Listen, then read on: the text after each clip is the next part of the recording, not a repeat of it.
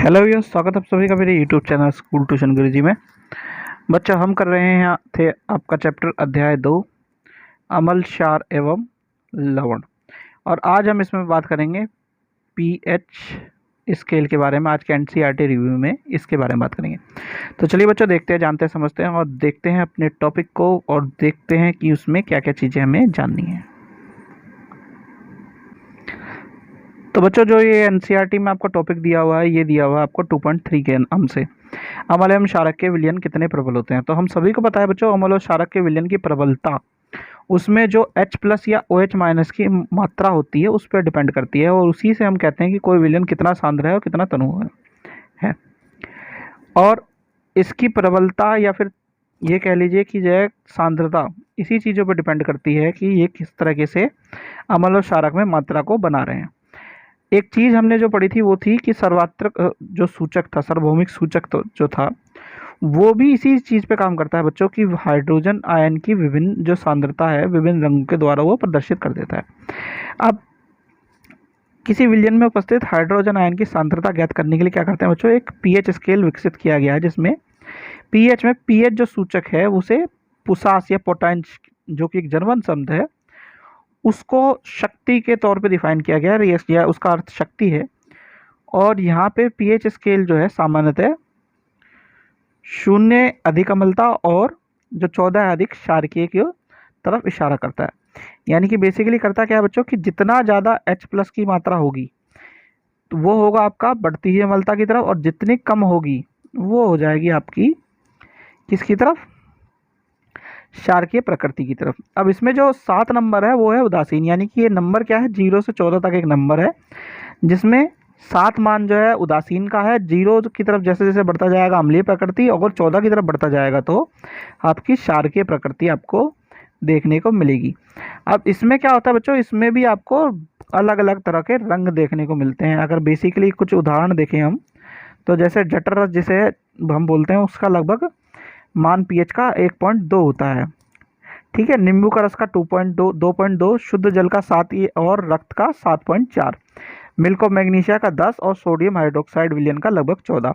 और इन्हें हम रंगों के द्वारा जान सकते हैं बच्चों। ये रंग है लगभग आपको उसी तरह के रंग देखने को मिलेंगे जब आप पीएच पेपर पे से ट्राई मारेंगे अपने एक्सपेरिमेंट में।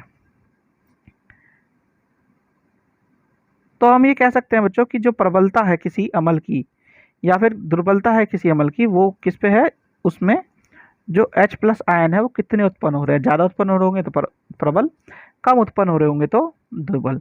और OH- भी ऐसे ही है, अगर ज़्यादा उत्पन्न होगा तो क्या होगा आपका प्रबल, कम होगा तो दुर्बल। ठीक है।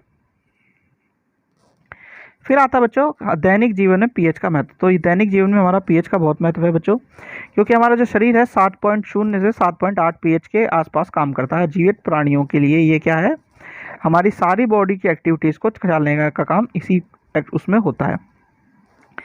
और अगर हम बात करें वर्षा जल, अगर वर्षा जल में का मान पीएच का मान 5.6 यानी 5.6 से कम हो जाए तो ये अम्लीय वर्षा कहलाती है, जो कि अगर जल स्रोतों में या नदी में प्रवाहित हो जाए तो जल का पीएच मान भी कम कर देती है, और वहाँ पे जो जलधारी जीवित रह रहे हैं उनकी जो जीवन है उसे कठिन बनाने के लिए यह पूरी तरह से जिम्मेदार हो सकती है बच्चों।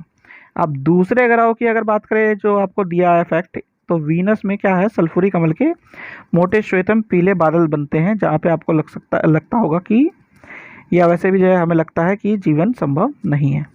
अगर हम मिट्टी की बात करें, बगीचे की मिट्टी की, तो ये भी एक निश्चित जो पीएच मान है उस पर अगर होगी तो ही आपके जो पौधे हैं वो उपजाऊ तरीके से काम कर पाएंगे, वरना आपके जो पौधे हैं वो आपको सही तरीके से नहीं उगेंगे, या ये कह सकते हैं कि मिट्टी अनुपजाऊ हो जाएगी। फिर बात करते हैं बच्चों हमारा पाचन तंत्र का पीएच। तो पाचन तंत्र का पीएच कैसा है हमारा पाचन तंत्र का पीएच एसिडिक है या अम्लीय है, क्योंकि उसमें हाइड्रोक्लोरिक अम्ल है। वो क्या करता है, भोजन के पाचन में सहायता करता है। लेकिन अगर ये अत्यधिक मात्रा में उत्पन्न हो जाए तो फिर क्या होता है, ये दर्द और जलन का अनुभव कराने का कारण बन जाता है। इससे मुक्ति के लिए हम क्या लेते हैं बच्चों, एंटासिड, जो कि क्षारक है, मिल्क ऑफ मैग्नीशिया या मैग्नीशियम हाइड्रोक्साइड को हम लेते हैं, ताकि जो एक दुर्बल क्षारक है वो क्या करे, उदासीन प्रकृति का बना दे, यानी कि जो अमल का प्रभाव है उसे क्षार के द्वारा हम कम करने की कोशिश करते हैं बच्चों। ठीक है।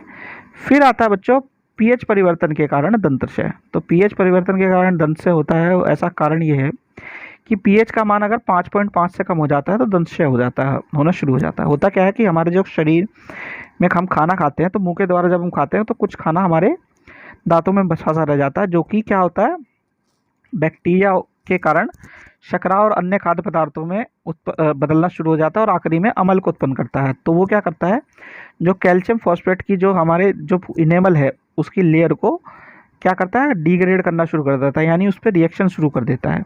इससे क्या होता है, जो हमारा दंतक्षय है इसका कारण ये बनता है। तो उसकी सफाई के लिए हम क्या करते हैं, क्षारकीय दंतमंजन का उपयोग करते हैं बच्चों, जो कि क्या करता है, फिर वापस से उदासीन प्रभाव को जो है करता है और हमारे दंतक्षय को रोकता है बच्चों। फिर बात आती है बच्चों पशु एवं पौधों में भी आपको रासायनिक तौर पे आत्मरक्षा के लिए इस तरह की चीज़ें देखने को मिलती है, जैसे मधुमक्खी का और चींटे का डंक। आपको ये क्या करता है, अगर अगर आपको लग जाए तो दर्द एवं जलन का अनुभव कराता है। ठीक है बच्चों। तो उसके लिए हम क्या करते हैं, बेकिंग सोडा जो कि एक दुर्बल क्षारक उसका प्रयोग करते हैं, जिससे हमें थोड़ी जलन में राहत मिलती है बच्चों। फिर प्रकृति में भी उदासीन जो है चीज़ें विकल्प देखने को मिलते हैं आपको, ये कुछ बताए गए हैं चीज़ें, आप देख सकते हैं बच्चों। फिर क्या है बच्चों, फिर आपको कुछ प्राकृतिक अम्ल के नाम दिए हुए हैं जो आप एक बार देख सकते हैं, जैसे कि सिरका एसिटिक अम्ल जो सूत्र है, संतरा साइट्रिक अम्ल, इमली टार्टरिक अम्ल, टमाटर ऑक्सैलिक अम्ल, खट्टा दूध या दही जिसे बोलते हैं हम लैक्टिक अम्ल। फिर बच्चों आपका नींबू हो गया जो कि साइट्रिक अम्ल है, चींटी का डंक और नेटल का डंक मेथनोइक अम्ल। ठीक है बच्चों। तो ये तो बात हुई बच्चों आपके एनसीईआरटी रिव्यू की। नेक्स्ट वीडियो में हम करने वाले हैं बच्चों आपके एनसीईआरटी के पार्ट के मध्य के प्रश्न उत्तर। तो अच्छा, आशा करता हूँ आपको वीडियो अच्छी लगी होगी बच्चों। Thank you.